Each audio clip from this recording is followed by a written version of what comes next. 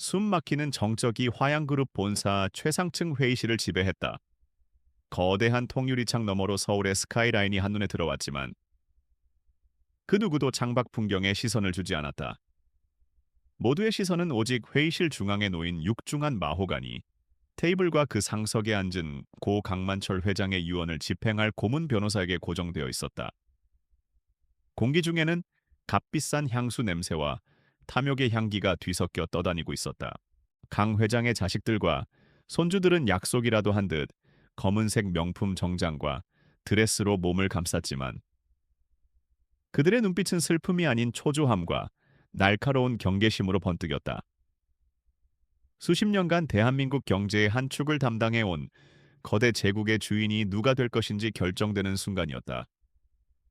그들 각자는 자신이 그 주인공이 되어야 할 이유를 속으로 수백 번씩 되뇌고 있었다. 장손인 강태민은 꼿꼿한 자세로 앉아 미세한 표정 변화도 드러내지 않았다. 그는 할아버지가 가장 신뢰하고 아끼던 손주였으며 그룹의 핵심 계열사를 성공적으로 이끌며 자신의 능력을 증명해 보였다. 태민은 이 자리가 자신을 위한 형식적인 절차에 불과하다고 굳게 믿고 있었다. 그의 머릿속은 이미 화양그룹의 차기 회장으로서의 미래를 그리고 있었다. 반면 회의실 구석에 거의 보이지 않게 앉아있는 막내 손자 강지우는 이 모든 상황이 지루하다는 듯 삐딱한 자세로 앉아 있었다. 그는 값비싼 맞춤 정장을 입고 있었지만 살짝 풀어헤친 넥타이와 무심한 표정은 이 엄숙한 분위기와 어울리지 않았다. 그는 오직 그룹의 골칫덩어리, 경영에는 전혀 관심 없는 자유로운 영혼으로 알려져 있었다. 마침내 고문 변호사가 두꺼운 봉투를 열고 유언장을 꺼내 들었다. 그의 마른 목소리가 회의실의 정적을 갈랐다. 유언의 첫 부분은 예상대로였다. 개인 자산의 일부는 자선단체에 기부되고 몇몇 충직한 임원들에게는 두둑한 보너스가 지급되었다. 가족들은 저마다 자신의 이름이 언제 물릴지 기대하며 숨을 죽였다. 변호사의 목소리가 잠시 멈췄다가 다시 이어졌다. 이제 화양그룹의 경영권과 관련된 지분 상속에 대해 발표하겠습니다. 순간 회의실의 공기가 한층 더 무겁게 가라앉았다. 강태민은 턱을 살짝 치켜들며 승자의 미소를 지을 준비를 했다. 하지만 그의 예상은 첫 문장부터 무참히 깨져버렸다. 변호사의 입에서 나온 이름은 강태민이 아닌 강지후였다. 회의실은 순간 술렁거림으로 가득 찼다. 사람들은 믿을 수 없다는 듯 지후를 쳐다봤다. 지후 자신도 놀란 듯 고개를 들고 변호사를 바라보았다. 그의 얼굴에서 처음으로 지루함이 아닌 당혹감이 스쳐 지나갔다. 태민의 얼굴은 싸늘하게 굳어졌다. 그는 테이블 밑에서 주먹을 강하게 쥐었다. 하지만 변호사의 다음 말은 모두를 더 큰 혼란 속으로 밀어넣었다. 고 강만철 회장님께서는 보유하신 화양그룹 지주사 지분 전량을 두 사람에게 공동으로 상속하셨습니다. 첫 번째 상속인은 강지후 군이며 두 번째 상속인은 오서연 씨입니다. 오서연. 그 이름은 회의실에 있는 그 누구에게도 익숙하지 않았다. 사람들은 서로의 얼굴을 쳐다보며 그 이름의 주인을 찾았다. 오서연이 누구요? 태민의 아버지가 참지 못하고 소리쳤다. 고문 변호사는 동요하지 않고 회의실 가장 뒤편, 눈에 띄지 않는 곳에 조용히 앉아있던 한 여성을 향해 손짓했다. 단정한 검은색 투피스 정장을 입은 그녀는 평범해 보였지만 수십 개의 적대적인 시선이 쏟아지는 와중에도 흔들림 없는 차분한 눈빛을 하고 있었다. 그녀가 바로 기업 구조조정 전문가 오서연이었다. 강태민은 분노를 억누르며 변호사에게 쏘아붙였다. 이게 무슨 말도 안 되는 소리입니까? 저 여자가 누군데 감히 우리 할아버지의 유산에 이름을 올립니까? 그의 격앙된 목소리가 회의실을 울렸지만 변호사는 유언장의 다음 구절을 읽어 내려감으로써 그의 말을 막았다. 그리고 그 구절이야말로 진짜 충격의 시작이었다. 단, 이 유산 상속은 아래의 조건이 충족될 경우에만 유효하다. 변호사는 잠시 숨을 고른 뒤 회의실에 모인 모든 사람의 운명을 결정지을 문장을 낭독했다. 상속인 강지후와 오서연은 이 유언장이 공개된 날로부터 한 달 이내에 법적으로 혼인해야만 한다. 만약 기한 내에 결혼하지 않거나 결혼 후 5년 이내에 이혼할 경우 모든 상속 권리는 박탈되며 지분 전량은 사회에 환원될 것이다. 회의실은 그야말로 폭탄을 맞은 듯한 충격에 휩싸였다. 이번에는 단순한 술렁거림이 아니었다. 여기저기서 고함과 욕설이 터져 나왔다. 미친 소리 할아버지가 노망이라도 드신 건가? 강지훈은 자리에서 벌떡 일어섰다. 그의 얼굴은 창백하게 질려 있었다. 오서연 역시 처음으로 그 차분한 표정에 균열이 가는 것을 숨기지 못했다. 강태민은 이성을 잃고 테이블을 주먹으로 내리쳤다. 사기야, 이건 사기극이야. 당신이 우리 할아버지를 홀려서 유언장을 조작한 거지. 그는 변호사에게 달려들 기세로 소리쳤다. 가족들은 완전히 혼란에 빠져 이 믿을 수 없는 상황을 어떻게 받아들여야 할지 몰랐다. 한평생 그룹을 위해 헌신한 자신들을 제치고 어디서 굴러 들어온지도 모르는 여자와 망나니 손자를 결혼시켜 모든 것을 물려주겠다니. 소란이 극에 달했을 때 변호사가 회의실 스크린을 가리켰다. 회장님께서 직접 남기신 영상 메시지입니다.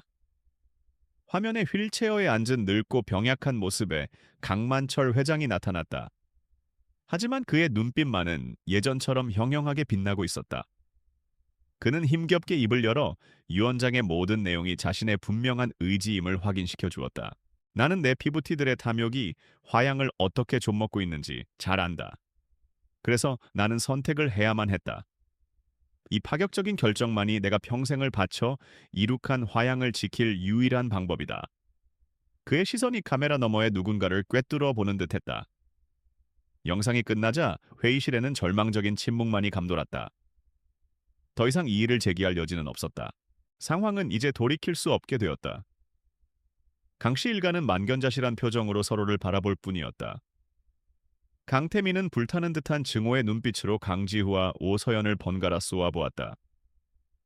그것은 단순한 분노가 아닌 모든 것을 빼앗긴 자의 처절한 선전포고였다. 혼란스러운 회의실 한가운데서 강지후와 오서연은 처음으로 서로를 제대로 마주보았다. 한 명은 세상 물정 모르는 재벌 3세, 다른 한 명은 냉철한 현실주의자. 공통점이라고는 하나도 없는 두 남녀는 이제 거대한 제국의 운명과 자신들의 미래를 걸고 한 달 안에 결혼해야만 하는 기막힌 운명의 덫에 함께 갇히고 말았다. 유언장 낭독이라는 폭풍이 휩쓸고 간 회의실은 텅 비었지만 그곳을 가득 채웠던 탐욕과 충격의 잔향은 강지후와 오서연의 주위를 맴돌았다. 이틀 후 두 사람은 서울의 한 고급 호텔 스위트룸에서 다시 마주 앉았다. 지후가 잡은 장소였다. 그는 어색한 침묵을 깨기 위해 일부러 과장된 몸짓으로 와인을 따랐다. 그의 마음속은 복잡한 계산으로 소용돌이치고 있었다. 그래서 오서연 씨라고 했나? 지후가 먼저 입을 열었다. 그의 목소리에는 상대를 떠보는 듯한 가벼운 조롱이 섞여 있었다. 우리 할아버지를 어떻게 홀린 겁니까? 꽤나 실력 있는 사기꾼인 모양인데. 내가 보기엔 평범하기 짝이 없어서 말이지. 그는 서연의 반응을 살피며 와인잔을 그녀 앞으로 밀어주었다. 그의 눈에는 경계심이 가득했다. 오서연은 그가 따라준 와인잔에는 눈길도 주지 않은 채 흔들림 없는 시선으로 지우를 마주보았다. 강지우 씨, 저는 지금 당신과 농담할 기분도 시간도 없습니다. 이 상황은 저 역시 원했던 바가 아닙니다. 저는 제안을 받았을 뿐이고 지금은 그 제안의 실효성을 분석하는 중입니다. 그녀의 목소리는 기계처럼 차갑고 감정이 없었다. 그녀는 지후를 예측 불가능한 변수가 아닌 해결해야 할 문제의 일부로 보고 있었다. 지후는 그녀의 무미건조한 반응에 오히려 흥미가 동했다. 그는 테이블 위로 서류 봉투 하나를 쓱 밀었다. 이 안에 50억이 들었소. 깨끗하게 이 연극에서 빠져주면 당신 계좌로 바로 입금해주지. 당신 같은 사람에겐 평생 만져보지도 못할 큰돈일 텐데. 그는 돈이면 모든 것이 해결될 것이라 믿는 재벌 3세의 오만함을 숨기지 않았다. 서연은 봉투를 열어보지도 않고 다시 지후 쪽으로 밀어냈다. 금액이 너무 적군요. 화양그룹의 상속 가치에 비하면 푼돈에 불과합니다. 당신은 상황 파악이 전혀 안 되는 것 같군요. 강지후 씨, 이건 단순한 돈 문제가 아닙니다. 당신의 할아버지는 우리에게 기회를 준 것이 아니라 전쟁터로 밀어 넣은 겁니다. 그녀의 날카로운 지적에 지후의 미간이 좁혀졌다. 그들의 첫 만남은 그렇게 아무런 소득 없이 끝났다. 서로에 대한 불신과 경멸만을 확인한 채 각자의 길로 향했다. 지후는 오서연이 보통 내기가 아닌 치밀한 계획을 가진 여자라고 확신했고, 서연은 강지우가 소문대로 아무 생각 없는 망나니에 불과하다고 결론 내렸다. 그들은 아직 자신들이 얼마나 거대한 위협에 함께 직면했는지 깨닫지 못하고 있었다. 그날 이후 강태민을 위시한 강씨 일가의 압박이 본격적으로 시작되었다. 그들은 먼저 오서연을 타겟으로 삼았다. 그녀가 운영하는 작은 컨설팅 사무실에 국세청의 세무조사가 들이닥쳤고, 주요 거래처들은 갑자기 계약을 파기했다. 심지어 그녀의 집 앞에는 밤늦게까지 정체불명의 사내들이 어슬렁거리며 공포 분위기를 조성했다. 그들은 서연을 사회적으로, 경제적으로 고립시켜 스스로 무너지게 만들 작정이었다. 지후에게 가해지는 압박은 다른 방식으로 이루어졌다. 그의 아버지는 매일같이 전화를 걸어 가문의 배신자라며 저주를 퍼부었고, 강태민은 지후의 모든 신용카드를 정지시키고 그가 타고 다니던 스포츠카를 회수해갔다. 너는 우리 가문이 주는 돈 없이는 하루도 못 버티는 기생충이야, 지후야. 그 여자랑 같이 길바닥에 나앉고 싶지 않으면 당장 포기해. 태민의 목소리는 얼음장처럼 차가웠다. 어느 날 밤, 서연은 산더미처럼 쌓인 서류를 검토하며 밤을 새우고 있었다. 강만철 회장이 왜 자신을 선택했는지 그 실마리를 찾기 위해서였다. 잠시 머리를 식히기 위해 카페로 향하던 길. 좁은 골목길에서 갑자기 오토바이 한 대가 굉음을 내며 그녀를 향해 돌진했다.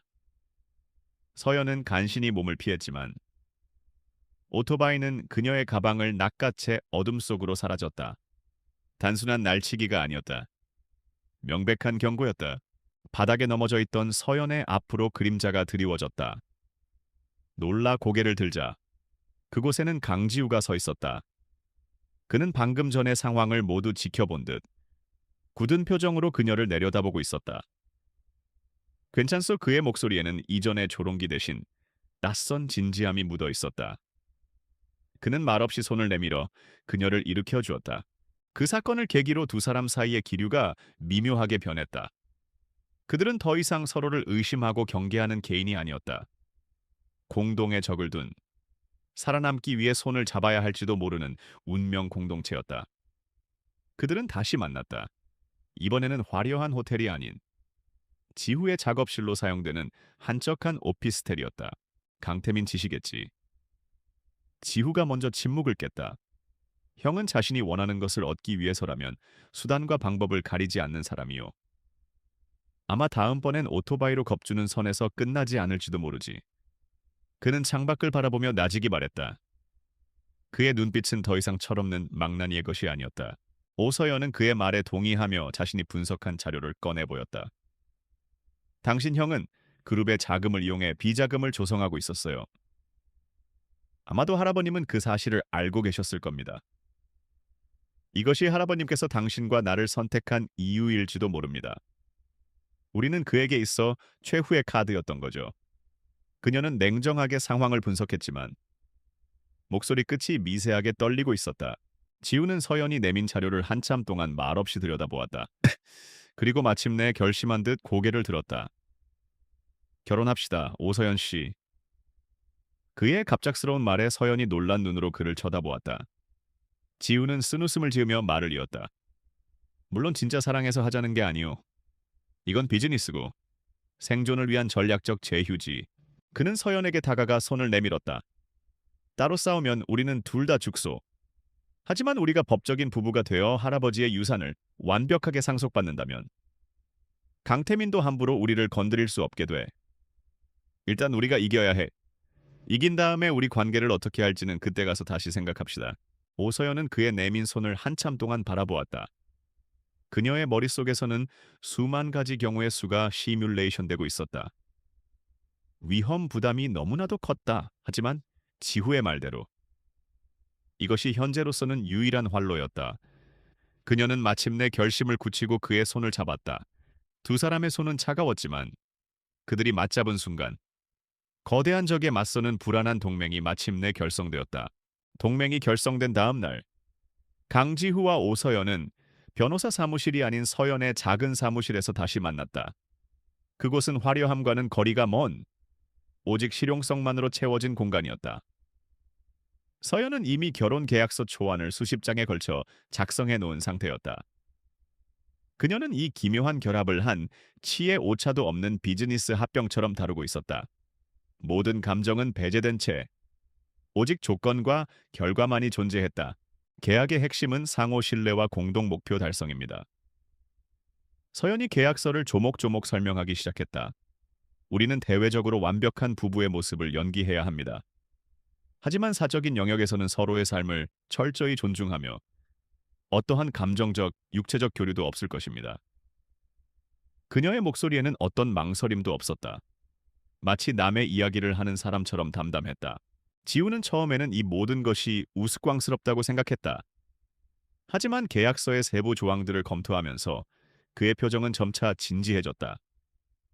상속재산의 공동관리, 의사결정 시 상호합의, 그리고 가장 중요한 계약 종료 조항. 유언장에 명시된 5년의 의무기간이 끝나고 경영권이 안정되면 두 사람은 즉시 이혼하며 재산은 사전에 합의된 비율로 분할한다는 내용이었다. 이것은 사랑 없는 결혼의 명확한 출구 전략이었다. 한 가지 추가해야 할 조항이 있어. 지후가 입을 열었다. 정보의 독점 금지. 우리가 각자 수집하는 모든 정보는 투명하게 공유해야 합니다. 강태민을 상대하려면 우리 사이에 비밀이 있어서는 안 돼요. 그의 의외의 날카로운 지적에 서연은 잠시 그를 다시 쳐다보았다. 그녀는 그가 단순히 돈만 많은 망나니가 아닐 수도 있다는 생각을 처음으로 하게 되었다. 수정된 계약서에 두 사람은 나란히 서명했다. 잉크가 마르는 짧은 순간, 그들은 자신들의 인생을 건 거대한 도박에 모든 것을 걸었다는 사실을 실감했다. 사랑의 서약이 아닌 생존을 위한 차가운 약속. 그날 이후 그들은 더 이상 강지후와 오서연이 아닌 화양그룹의 운명을 짊어진 예비 부부이자 공동 전투원이 되었다. 결혼식은 유언장이 공개된 지 정확히 3주 뒤에 열렸다. 화려한 예식장도 수많은 하객도 없었다. 그들은 구청의 작은 서약실에서 고문 변호사와 증인 몇 명만이 지켜보는 가운데 혼인 서약을 했다. 서연은 웨딩드레스 대신 단정한 흰색 원피스를, 지우는 턱시도 대신 깔끔한 정장을 입었다. 그들의 모습은 이제 막 사업 계약을 체결한 파트너처럼 보였다. 신랑 강지후는 신부 오서연을 아내로 맞아 주례의 목소리가 어색하게 울려 퍼졌다.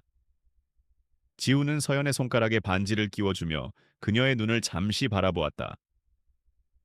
그녀의 눈빛은 깊은 호수처럼 고요했지만 그 안에서 미세한 파동이 일렁이는 것을 느꼈다. 이 모든 것이 현실이라는 무거운 자각이었다. 그들은 서로에게 어떤 약속의 말도 하지 않았다. 굳은 표정으로 서명을 마치는 것으로 모든 의식은 끝이 났다. 하지만 구청 밖은 그야말로 전쟁터였다.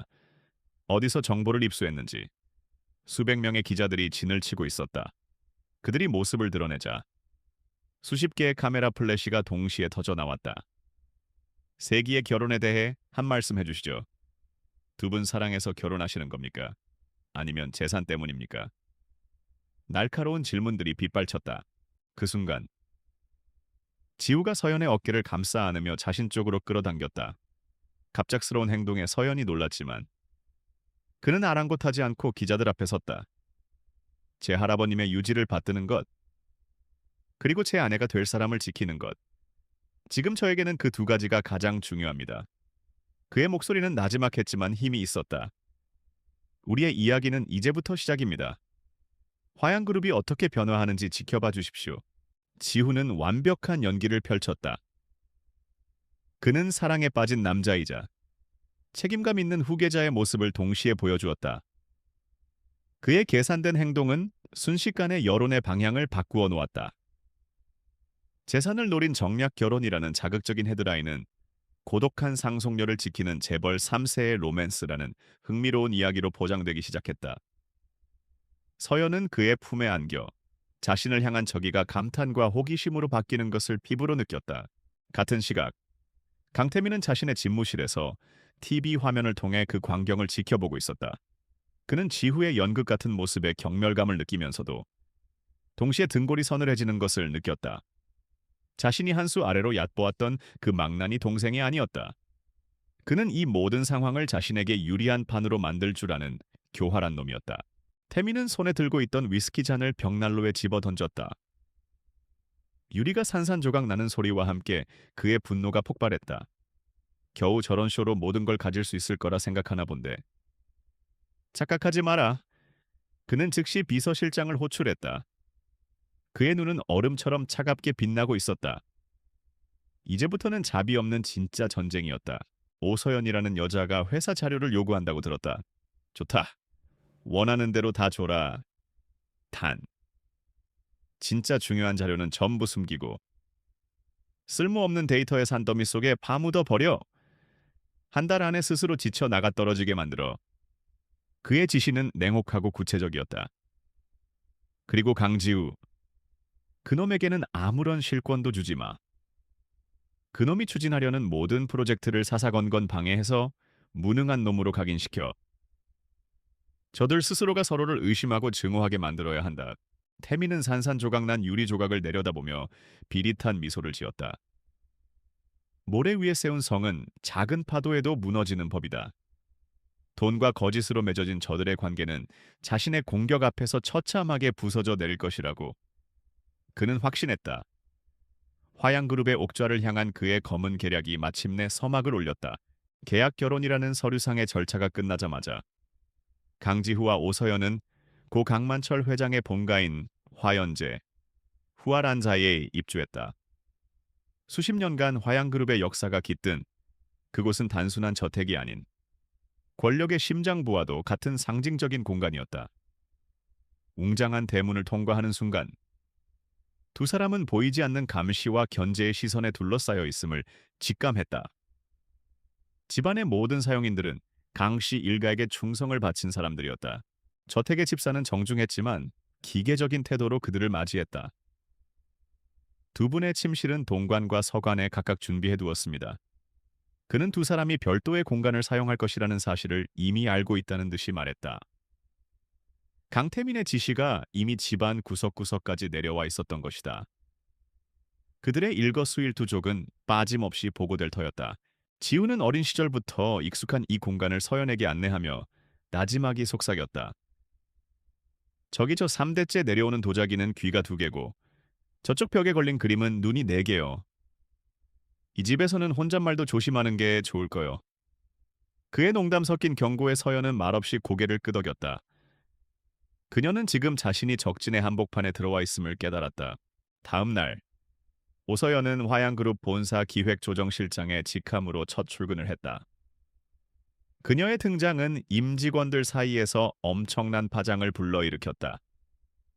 수군거림과 노골적인 저기가 그녀의 등 뒤에 비수처럼 꽂혔다. 하지만 서연은 조금의 동요도 없이 자신의 사무실로 들어섰다. 그녀는 싸움의 방식을 알고 있었다. 감정적인 소모전이 아닌 데이터와 팩트로 승부해야 했다. 그녀는 곧바로 비서실을 통해 강태민이 총괄하는 모든 자회사에 최근 5년간의 재무자료와 감사 보고서를 요청했다. 강태민의 측근인 재무팀장은 예상했다는 듯 방대한 양의 데이터가 저장된 서버 접속 권한을 그녀에게 넘겨주었다. 그것은 친절을 가장한 교묘한 함정이었다. 서버 안에는 정리되지 않은 수십 테라바이트의 원본 데이터가 뒤죽박죽 섞여 있었다. 강태민의 의도는 명백했다.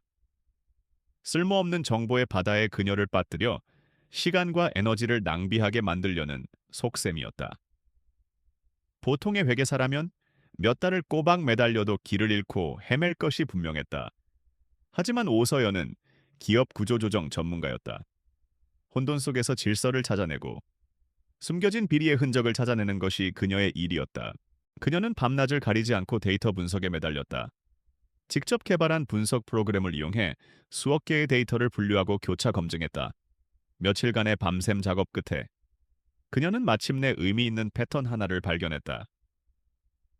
강태민이 야심차게 추진 중인 동해안 리조트 개발 사업에서 유독 건설 자재비와 외주 컨설팅 비용이 비정상적으로 부풀려져 있었다. 자금의 최종 행선지는 몇 개의 페이퍼 컴퍼니였다. 같은 시간 강지우는 모두의 예상대로 한량처럼 시간을 보내고 있었다. 아침 늦게 출근해 형식적인 보고 몇 개를 받고는 오후에는 미술관을 순회하거나 강남의 최고급 바에서 시간을 보냈다. 그의 이런 행보는 실시간으로 강태민에게 보고되었고 태민은 역시나 그가 변한 것이 없다고 안심하며 비웃었다. 하지만 그 모든 것은 지우가 치밀하게 계산한 위장 전술이었다. 그가 드나들던 미술관의 관장은 국내 최고의 자금 세탁 전문가였고 단골바의 바텐더는 어둠의 세계에서 가장 유능한 정보 브로커 중 한 명이었다. 지후는 지난 몇 년간 재벌가의 망난이라는 가면 뒤에 숨어 자신만의 은밀한 정보 네트워크를 구축해왔던 것이다. 지우는 서연이 발견한 페이퍼 컴퍼니들의 실체를 파고들었다. 그는 자신의 인맥을 총동원하여 법인 등기부 등본 뒤에 숨어있는 실소유주와 자금의 흐름을 역추적했다. 회사 내부 자료만으로는 절대 알 수 없는 정보들이 그의 손안으로 들어오기 시작했다. 그리고 마침내 그 회사들의 주인이 강태민의 최측근인 리조트 개발 본부장이라는 사실을 밝혀냈다. 그날 밤 화연재의 서재는 늦게까지 불이 켜져 있었다. 서연은 복잡한 자금 흐름도를 그리며 마지막 퍼즐 조각을 맞추지 못해 고심하고 있었다. 그때 지우가 조용히 서재로 들어왔다.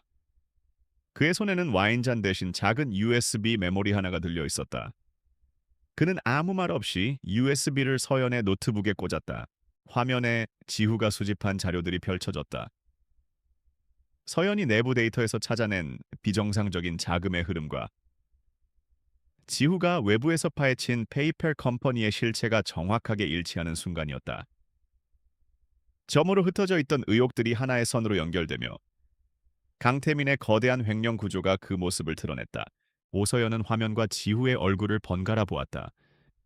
그녀의 눈에 처음으로 놀라움과 함께 희미한 신뢰의 빛이 어렸다.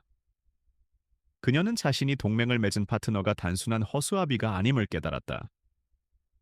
강지후는 자신의 능력을 철저히 숨기고 가장 결정적인 순간을 기다릴 줄 아는 전략가였다. 첫 번째 증거는 확보했군요. 서연이 나지막이 말했다. 하지만 이걸로 강태민을 무너뜨리기엔 부족해요. 이건 빙산의 일각일 뿐일 겁니다. 그녀의 말에 지우가 고개를 끄덕이며 대답했다. 알고 있소. 하지만 이제 시작일 뿐이지. 전쟁에서 가장 중요한 건 첫 승리니까. 두 사람은 말없이 모니터를 응시했다. 차가운 연합의 첫 번째 성과였다. 강지후와 오서연이 강태민의 비자금 흔적을 발견하며 작은 승리를 자축한 지 하루도 차에 지나지 않아 강태민의 폭풍 같은 방역이 시작되었다. 그의 첫 번째 무기는 대중의 혀와 눈을 현혹하는 언론이었다. 다음 날 아침, 대한민국을 떠들썩하게 만든 자극적인 제목의 온라인 기사가 모든 포털 사이트의 메인을 장식했다. 화양그룹 충격위원회 배후, 80대 회장을 유혹한 미모의 여성 로비스트. 기사는 교묘하게 편집된 사진과 익명의 내부자라는 인물의 거짓 증언으로 가득했다. 기사 속에서 오서연은 자신의 작은 컨설팅 회사를 발판 삼아 의도적으로 강만철 회장에게 접근한 희대의 사기꾼으로 둔갑해 있었다. 그녀가 과거 기업 대표들과 함께 찍은 업무상의 사진들은 마치 은밀한 관계를 암시하는 증거처럼 포장되었다.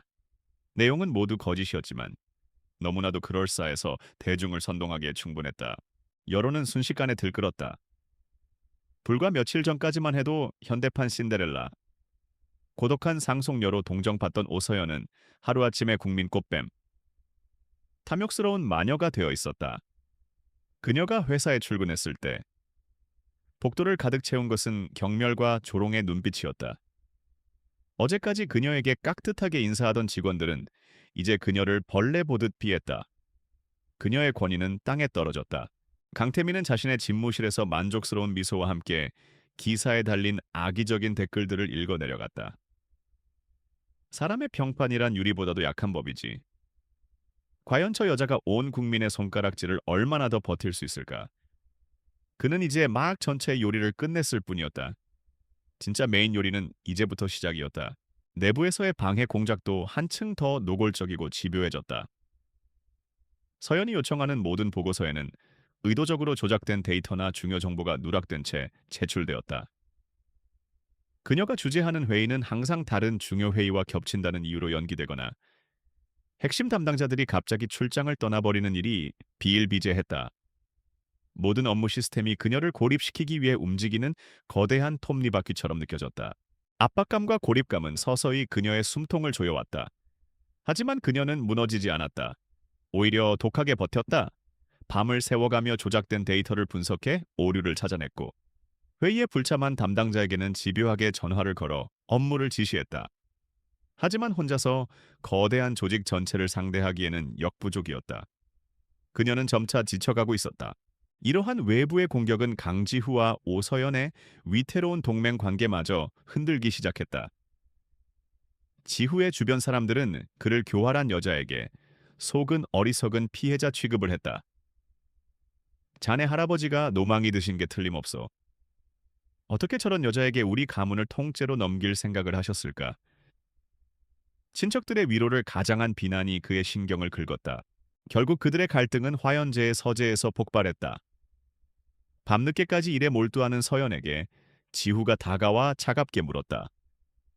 솔직하게 말해, 우리 할아버지, 이전부터 알고 지낸 사이였소. 당신이 나한테 숨기는 게 대체 뭐요? 그의 목소리에는 짙은 불신이 배어 있었다. 끊임없는 주변의 이간질과 조롱에 그의 이성도 조금씩 마모되고 있었던 것이다.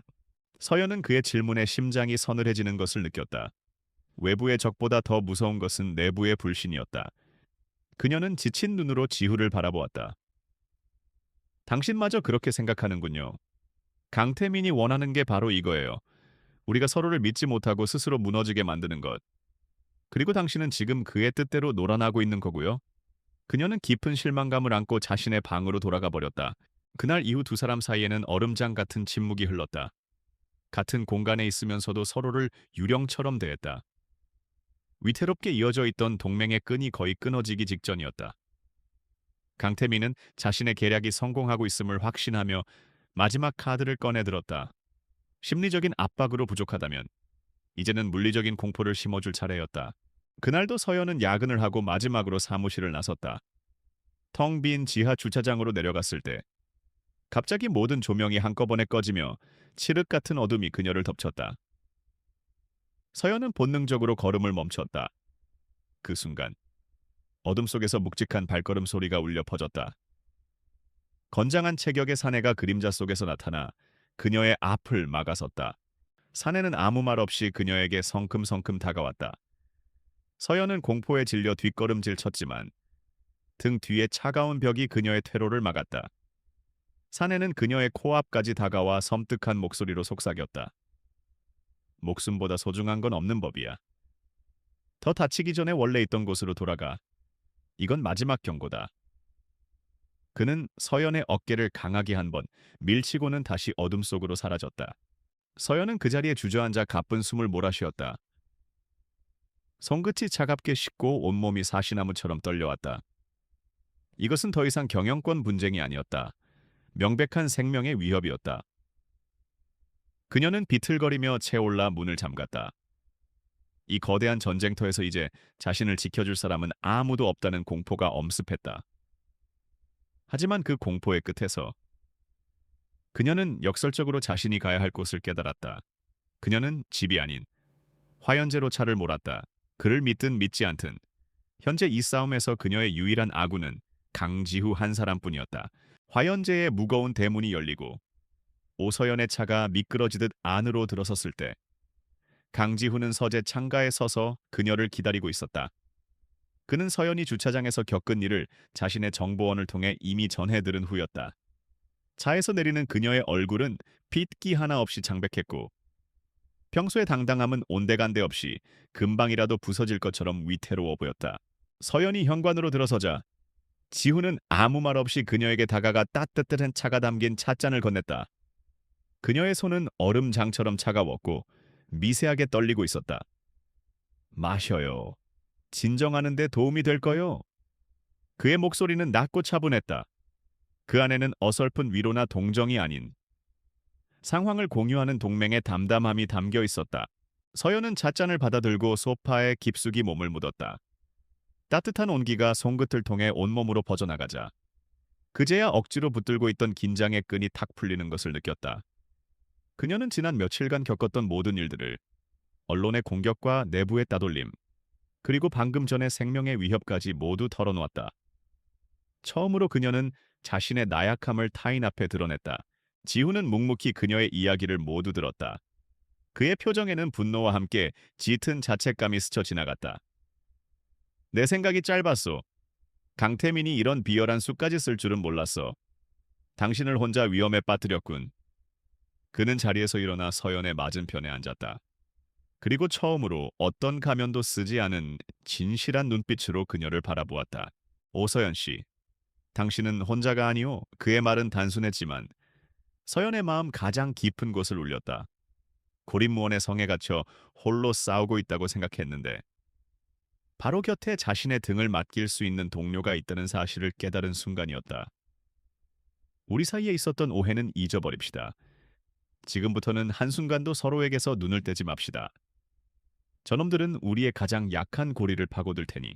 그날 밤 그들은 처음으로 서재에서 밤을 함께 보냈다. 물론 육체적인 의미가 아니었다. 그들은 각자의 노트북을 펼쳐놓고 등을 맞댄 채 서로의 일을 시작했다. 지우는 자신의 정보망을 총동원해 서연을 위협한 배후를 쫓기 시작했고, 서연은 지후가 옆에 있다는 사실만으로도 큰 안정감을 느끼며 다시 데이터 분석에 집중할 수 있었다.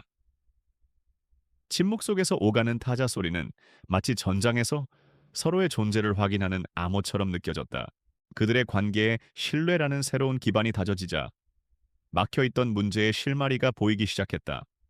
서연은 지우가 가져온 외부 정보와 자신이 분석한 내부 데이터를 결합하여 마침내 강태민의 비자금 흐름 전체를 완성해냈다. 그것은 유령 회사를 통한 단순한 횡령이 아니었다. 해외 자원 개발 사업을 명분으로 수천억 원의 회사 돈을 해외 조세 피난처로 빼돌리고 그 돈의 일부를 다시 국내로 들여와 정치권의 불법 로비를 자행한 거대한 범죄의 전모였다. 이 정도 증거라면 서연이 흥분을 감추지 못하고 말했다. 이사회에서 강태민의 해임안을 상정할 수 있어요. 이건 단순한 경영 비리가 아니라 국가 경제를 뒤흔들 수 있는 중대 범죄라고요. 그녀의 목소리는 희망으로 떨리고 있었다. 하지만 지우는 신중했다. 아직 부족해. 이 서류상의 증거만으로는 강태민을 완벽하게 무너뜨릴 수 없소. 그는 분명 법망을 빠져나갈 방법을 찾아낼 거요. 우리에게 필요한 건 그가 자신의 입으로 범죄를 자백하게 만들 결정적인 한 방이요. 그의 눈빛이 날카롭게 빛났다. 그는 이미 다음 작전을 구상하고 있었다. 며칠 후 지후는 강태민을 찾아갔다. 그는 완전히 패배한 사람처럼 초췌한 모습이었다. 형 말이 맞았어. 난 역시 경영 같은 건 할 깜냥이 못 돼. 이 모든 게 너무 버거워. 그는 태민에게 모든 것을 포기하겠다며 백기를 들었다. 대신 자신이 상속받을 지분의 일부를 현금으로 받고 오서연과의 결혼을 무효로 해달라고 애원했다. 강태민은 그의 연기에 완벽하게 속아 넘어갔다. 역시 강지우는 변한 것이 없는 한심한 놈이라고 생각하며 속으로 쾌재를 불렀다.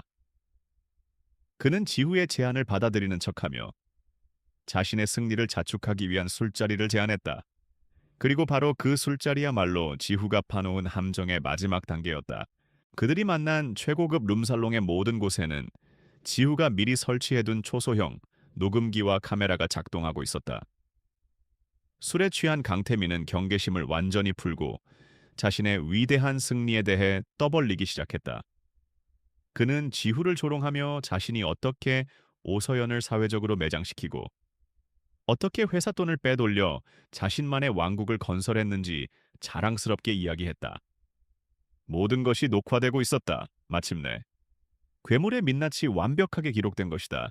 강태민의 자백이 담긴 녹화 파일을 손에 넣은 순간 전쟁의 추는 강스지후와 오서연 쪽으로 완전히 기울었다. 그들은 이제 괴물의 목에 칼을 들이밀 수 있는 결정적인 무기를 손에 쥔 것이었다. 하지만 그들의 마음은 복잡 미묘했다. 승리의 쾌감보다는 한 가족이 서로를 파멸로 이끌고 있는 이 비극적인 현실에 대한 씁쓸함이 더 컸다. 지후는 특히 할아버지 강만철 회장을 떠올렸다. 그가 얼마나 큰 고통 속에서 이 모든 것을 계획했을지 생각하니 가슴이 미어지는 듯했다. 할아버지는 대체 왜 이런 극단적인 방법을 선택하셔야만 했을까? 그의 혼잣말 같은 질문에 서연도 대답하지 못했다. 그들은 자신들을 이 전쟁터로 밀어넣은 사람의 진짜 의도를 알고 싶었다.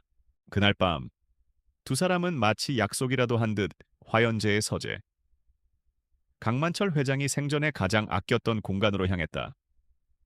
그곳은 고인의 손길이 닿은 차에 그대로 보존되어 있었다. 그들은 복잡한 서류 대신 그의 유품을 정리하며 고인을 추모하고 싶었다. 그것은 이 모든 것을 시작한 사람에 대한 최소한의 예의이자 해답을 찾기 위한 그들만의 의식이었다. 서재는 고인의 성품을 그대로 닮아 있었다. 화려함보다는 묵직한 기품이 느껴지는 공간이었다. 벽면을 가득 채운 책들은 경영 서적뿐만 아니라 역사, 철학, 예술에 이르기까지 다양했다. 서연은 책장 한 편을 정리하던 중 유독 한 권의 책이 눈에 띄었다.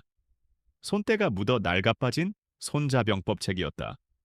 무언가에 이끌린 듯 그녀가 책을 꺼내자 딸깍 하는 소리와 함께 책장 뒷면의 벽 일부가 열리며 숨겨진 금고가 모습을 드러냈다. 지후는 금고를 보며 어린 시절 할아버지와의 대화를 떠올렸다. 지후야. 남자는 일생에서 가장 중요한 날짜 하나쯤은 마음속에 품고 살아야 하는 법이다. 할아버지가 말한 가장 중요한 날짜. 그것은 화양그룹의 창립 기념일이었다. 지후가 조심스럽게 다이얼을 돌리자 묵직한 금고문이 소리를 내며 열렸다.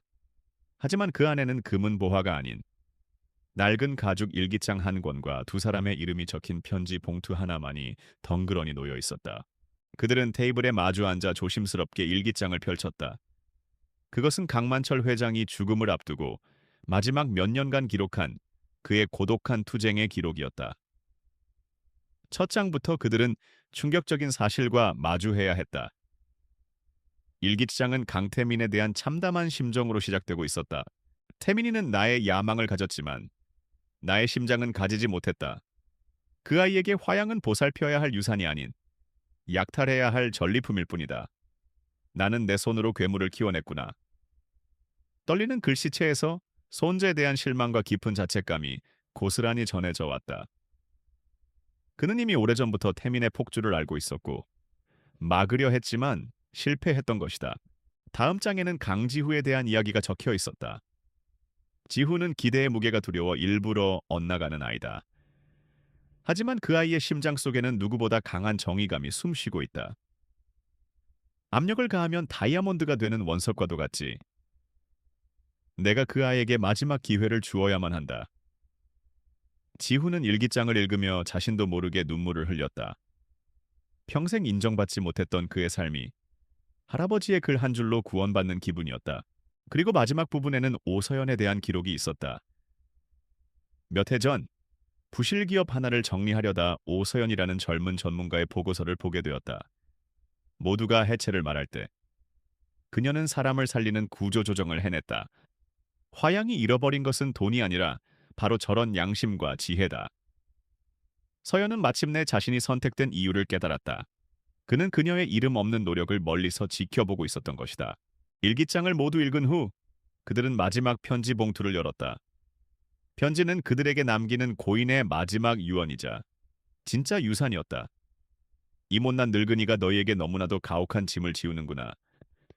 용서해다오. 하지만 나에게는 이것이 유일한 방법이었다. 태민이의 탐욕으로부터 화양을 지킬 수 있는 나는 너희 두 사람을 믿는다. 지후에 숨겨진 용기와 서연이의 올곧은 지혜가 합쳐진다면 분명 화양을 바로 세울 수 있을 것이다. 주식이나 회장 자리는 단지 도구일 뿐이다. 내가 너희에게 진정으로 물려주고 싶은 것은 깨끗하고 정의로운 화양의 정신이다. 부디 나의 마지막 소원을 이루어다오. 편지를 다 읽었을 때 두 사람의 마음은 비장한 결의로 가득 찼다. 이것은 더 이상 개인적인 생존이나 복수를 위한 싸움이 아니었다. 한 사람의 평생이 담긴 유지를 받들고 거대 기업의 잃어버린 영혼을 되찾는 성스러운 전쟁이었다.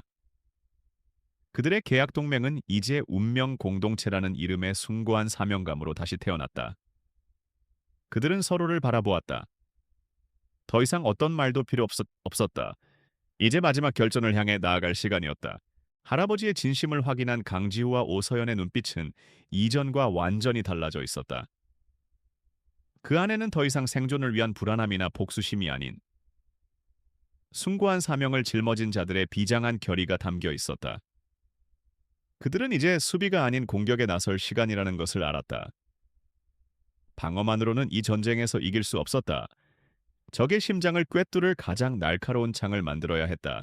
화연제의 서재는 순식간에 그들의 비밀 작전 본부로 변했다. 그들은 강태민을 무너뜨릴 마지막 시나리오를 구상하기 시작했다. 강태민의 자백이 담긴 녹화 파일은 결정적인 증거였지만 이것을 어떻게 사용하느냐가 승패를 가를 것이었다. 언론에 터뜨리면 진흙탕 싸움이 될 것이고 검찰에 넘기면 강태민이 법망을 빠져나갈 시간을 벌어줄 터였다. 우리가 필요한 건 강태민이 스스로 쌓아 올린 성에서 제 발로 걸어 내려오게 만들 무대요. 지후가 먼저 입을 열었다. 그가 자신의 승리를 확신하고 가장 오만한 표정으로 서 있는 바로 그 순간에 모든 것을 무너뜨려야 해. 그의 말에 서연이 고개를 끄덕이며 노트북 화면을 가리켰다. 화면에는 강태민이 직접 소집한 긴급 이사회 안건이 떠 있었다. 바로 일주일 뒤에 열릴 이사회였다. 안건은 동해안 리조트 개발 사업의 최종 승인. 그 사업은 강태민의 비자금 창구이자 그의 경영 능력을 과시할 가장 큰 무기였다. 그는 이사회에서 사업을 통과시켜 자신의 입지를 굳히고 사실상의 회장으로 추대받을 계획이었다. 그에게 있어 이사회는 자신의 대관식을 위한 완벽한 무대였다. 바로 저기입니다. 서연의 목소리에 차가운 확신이 서려 있었다. 저기 직접 차려놓은 만찬 자리에서 우리는 그의 목에 칼을 꽂을 겁니다.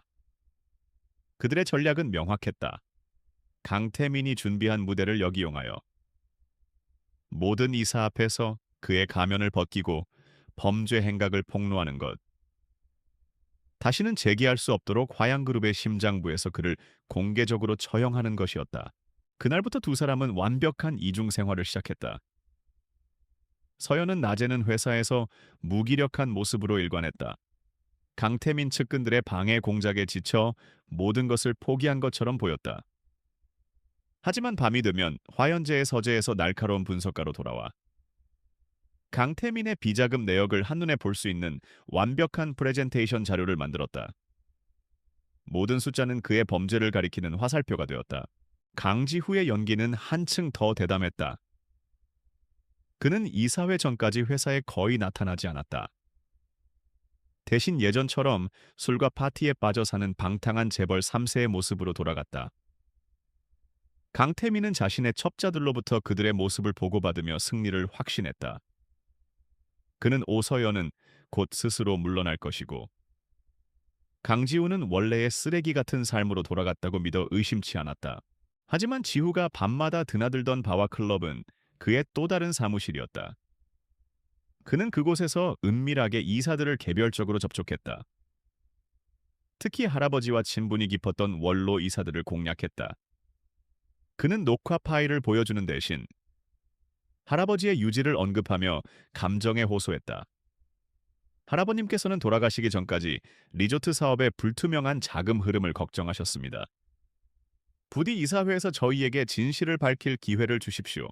그는 이사들을 자신의 편으로 끌어들이려 하지 않았다. 단지 그들의 마음에 의심의 씨앗을 심었을 뿐이다. 강태민을 맹목적으로 지지하던 이사들의 마음에 미세한 균열을 만드는 것.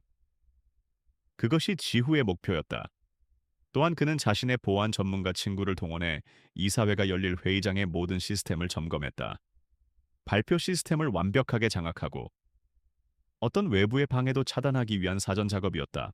이사회 전날 밤 화연제의 서재에는 무거운 긴장감이 감돌았다. 서연은 최종 발표 자료를 점검했고 지후는 이사들의 표심을 마지막으로 분석했다. 모든 준비는 끝났다.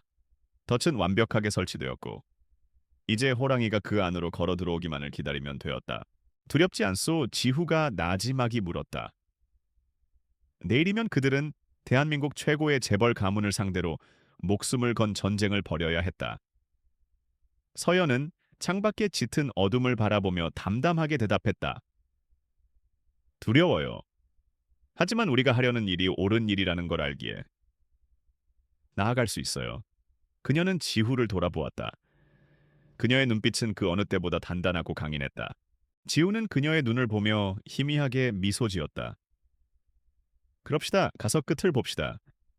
그는 서연에게 손을 내밀었다. 서연은 망설임 없이 그의 손을 잡았다.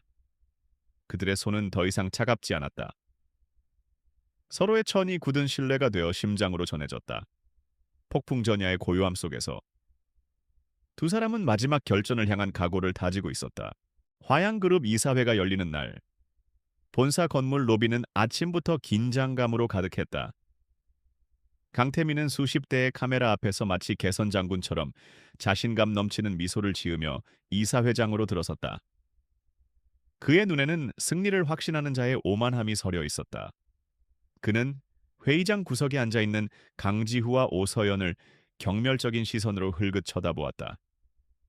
모든 것이 자신의 계획대로 완벽하게 흘러가고 있었다. 회의가 시작되고 강태민은 의장석에 서서 동해안 리조트 사업에 대한 화려한 프레젠테이션을 시작했다. 그의 막힘없는 언변과 장밋빛 미래 비전은 이사들의 마음을 사로잡기에 충분했다. 대부분의 이사들은 감탄하며 고개를 끄덕였다. 그는 자신의 압도적인 승리를 예감하며 발표를 마무리하고 최종 투표를 제안하려는 순간이었다. 잠깐만요. 의장님. 그 순간 회의장을 가르는 맑고 단호한 목소리가 울려 퍼졌다. 오서연이었다. 그녀는 자리에서 일어나 회의장 중앙으로 걸어 나왔다. 모든 이사들의 시선이 그녀에게로 쏠렸다. 강태민은 예상치 못한 방해에 짜증이 났지만 애써 여유로운 표정을 지었다. 오서연 실장, 이 사업은 이미 충분한 검토를 거쳤습니다. 이제 와서 무슨 이의라도 있다는 겁니까? 서연은 그의 말을 정면으로 받았다. 이의가 있습니다. 저는 이 사업의 실체에 대한 별도의 감사 보고를 드릴 의무가 있습니다. 그녀의 당당한 태도에 회의장은 술렁이기 시작했다. 강지후의 사전 교섭을 받은 원로 이사가 그녀의 발언을 지지하고 나섰다. 듣고 판단합시다. 이사회는 모든 가능성을 열어두고 신중해야 하는 자리요. 궁지에 몰린 강태민은 마지못해 그녀의 발표를 허락할 수밖에 없었다. 서연은 연단에 서서 자신의 노트북을 스크린에 연결했다. 강태민이 보여준 화려한 리조트 조감도는 순식간에 사라지고 그 자리에는 복잡한 숫자로 가득한 회계 장부가 나타났다. 그녀는 차갑고 논리적인 목소리로 강태민의 발표가 얼마나 허구로 가득 차 있는지를 조목조목 반박하기 시작했다. 그녀는 부풀려진 공사비 내역과 실체 없는 유령 회사로 흘러들어간 수백억 원의 자금 흐름을 적나라하게 폭로했다. 그녀가 제시하는 모든 데이터는 강태민이 제출한 공식 자료에 기반한 것이었기에 그는 반박할 여지조차 찾지 못했다. 이사들의 표정은 감탄에서 의심으로 그리고 점차 경악으로 변해갔다. 궁지에 몰린 강태민은 결국 이성을 잃고 고함을 질렀다. 거짓말 전부 날조된 자료야. 이 여자가 회사를 차지하기 위해 벌이는 비열한 모함이라고 증거도 없는 이런 비방을 대체 언제까지 들어야 합니까? 그의 격앙된 외침이 회의장을 울렸다. 그는 증거가 없을 것이라고 확신했다. 바로 그 순간 회의장 구석에서 조용히 앉아있던 강지우가 자리에서 일어났다. 증거라? 형님 말씀이 맞습니다. 이런 엄청난 주장을 하려면 누구도 반박할 수 없는 명백한 증거가 필요하겠지요. 그는 회의장 시스템 담당자에게 눈짓을 보냈다. 대형 스크린이 깜빡이더니 낯익은 최고급 룸살롱의 영상이 나타났다. 화면 속에는 술에 취해 거만하게 웃고 있는 강태민의 모습이 클로즈업되었다. 그리고 그의 입에서 충격적인 말들이 쏟아져 나오기 시작했다. 오서연, 그 계집애는 내가 언론을 이용해 완벽하게 묻어버렸지. 리조트 사업은 내 비자금을 위한 최고의 파이프라인이야. 강지우 그 멍청한 놈은 돈 몇 푼 쥐어주면 알아서 떨어져 나갈 거고 회의장은 그야말로 아수라장이 되었다. 이사들은 경악을 금치 못했고 강태민을 지지하던 측근들마저 고개를 숙였다. 강태민은 스크린 속 자신의 모습을 보며 공포에 질린 표정으로 뒷걸음질 쳤다. 아니야, 이건 함정이야. 불법 녹화라고 그의 절규는 소음에 묻혀버렸다. 모든 것이 끝난 것이다. 영상이 끝나자 회의장에는 무거운 침묵이 내려앉았다. 원로 이사가 비통한 표정으로 자리에서 일어섰다. 강태민 이사, 당신은 화양을 배신했소. 당신은 당신 할아버지의 얼굴에 똥칠을 한 거요. 그는 강태민의 모든 직위 해제와 검찰 고발을 위한 긴급 동의안을 상정했다. 동의안은 만장일치로 통과되었다.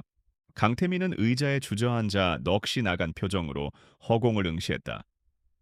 그가 평생을 바쳐 쌓아 올린 모든 것이 단 몇 분 만에 먼지처럼 사라져버렸다. 보안 요원들이 그를 회의장 밖으로 끌고 나가기 위해 다가왔다. 그는 마지막으로 강지후와 오서연을 향해 불타는 증오의 눈빛을 보냈지만 그것은 패배한 자의 공허한 몸부림일 뿐이었다. 묵직한 회의장 문이 그의 등 뒤로 닫혔다. 한 시대의 종말을 알리는 소리였다. 강지후와 오서연은 말없이 서로를 바라보았다. 길고 길었던 전쟁이 마침내 그들의 승리로 막을 내리는 순간이었다. 강태민의 몰락은 화양그룹 전체를 뒤흔드는 거대한 지진과도 같았다. 총수의 횡령과 비리라는 충격적인 소식에 주가는 폭락했고 그룹의 대외 신뢰도는 바닥으로 곤두박질쳤다. 위기는 이제부터 시작이었다. 수십 년간 쌓아 올린 거탑이 무너지기 일보 직전의 상황에서 모든 책임은 이제 강지후와 오서연의 어깨 위에 놓였다. 이 혼란의 중심에서 가장 먼저 행동에 나선 것은 오서연이었다. 그녀는 사건이 터진 바로 다음 날 긴급 기자회견을 자청했다. 수백 대의 카메라 앞에서 그녀는 깊이 고개를 숙였다. 화양그룹을 믿어주신 국민 여러분과 주주분들께 머리 숙여 사죄드립니다. 그녀는 어떤 변명도 하지 않았다. 대신 외부 전문가들로 구성된 비상경영위원회를 즉시 출범시켜 강도 높은 개혁을 시작하겠다고 약속했다. 그녀의 진심 어린 사과와 흔들림 없는 단호함은 절망에 빠져있던 시장의 작은 신뢰의 불씨를 지폈다. 같은 시각, 강지우는 내부의 상처를 도려내는 역할을 맡았다. 그는 강태민의 비리에 연루되었거나 그의 밑에서 부역했던 모든 임원들을 가차없이 해고했다. 피부티라는 이유로 자리를 차지하고 있던 무능한 친인척들도 모두 경영에서 손을 떼게 만들었다. 그의 단호한 결단 앞에서는 어떤 인정도, 타협도 없었다. 그는 할아버지의 유지를 받들어 썩어빠진 환부를 제 손으로 직접 잘라내고 있었다.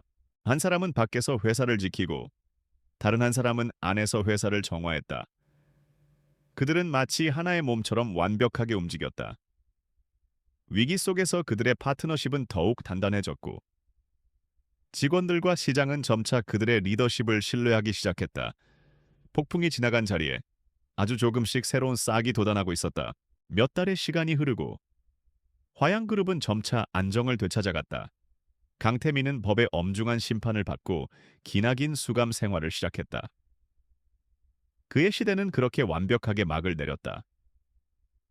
모든 것이 제자리를 찾아가는 어느 날 밤, 화연재의 서재에는 어색한 침묵이 흘렀다. 그들을 묶어주었던 전쟁이라는 공동의 목표가 사라지자 그들은 이제 자신들의 관계를 마주해야 했다. 먼저 침묵을 깬 것은 서연이었다. 그녀는 자신이 보관하고 있던 결혼 계약서를 꺼내 테이블 위에 올려놓았다. 우리의 계약은 모든 목표를 달성했습니다. 계약서 2조에 따라 이제 이 계약의 해지 절차에 대해 논의해야 할 때입니다. 그녀의 목소리는 여전히 담담했지만 끝은 미세하게 떨리고 있었다. 그것은 그에게 건네는 마지막 질문이자 그녀의 불안감의 표현이었다. 지우는 말없이 계약서를 집어들었다. 그는 계약서의 조항들을 읽어보는 대신 망설임 없이 그것을 반으로 찢어버렸다. 서연이 놀란 눈으로 그를 쳐다보았다. 그는 찢어진 계약서를 테이블 위에 내려놓으며 나지막이 말했다. 이 계약은 이미 끝난 전쟁의 전리품일 뿐이오.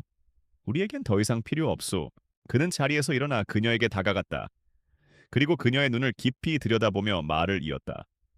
하지만 어쩌면 우리에겐 새로운 계약이 필요할지도 모르겠군.